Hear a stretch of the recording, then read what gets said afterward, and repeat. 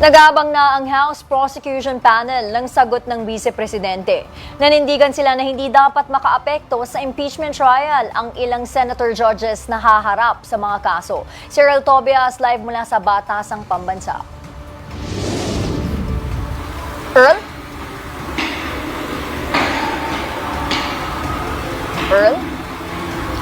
Nudge hanggang 7 p.m. ngayong gabi ang huling palugit kay Vice President Sara Duterte para nga isumite ang kanyang answer o kanyang tugon dyan sa inisyong writ of summons ng Senate impeachment trial. Sa ngayon, wala pa tayong natatanggap na impormasyon na maski ang prosecution panel na meron ng isinumiteng panig ang kampo ng Vice Presidente. Kaya naman may iniabot na impeachment trial calendar na napaulat na galing sa Senado para sa schedule ng paggulong ng paglilitis.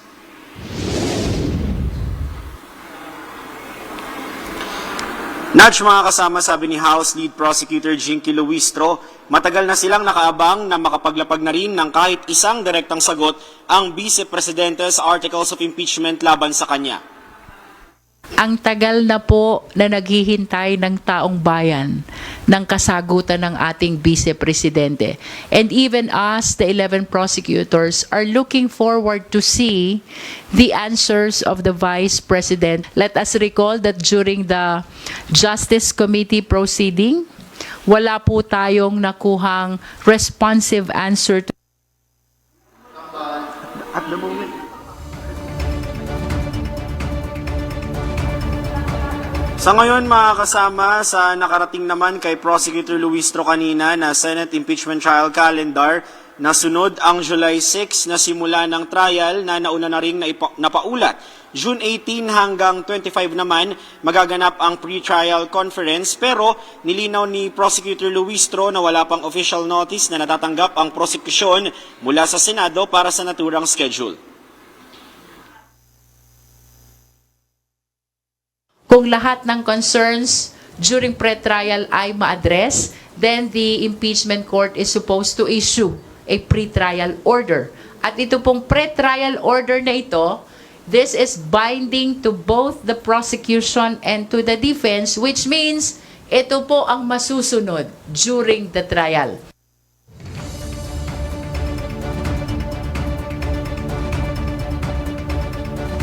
Mga kasama, na tanong naman kay Luistro kanina kung posible bang maging issue sa impeachment trial ang ilang senator judges na nahaharap ngayon sa ilang mga kaso.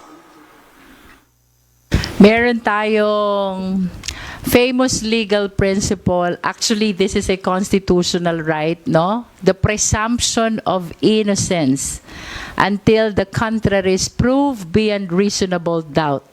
So regardless of the controversies surrounding members of the majority bloc, I still defer to their judgment in as far as the impeachment trial is concerned.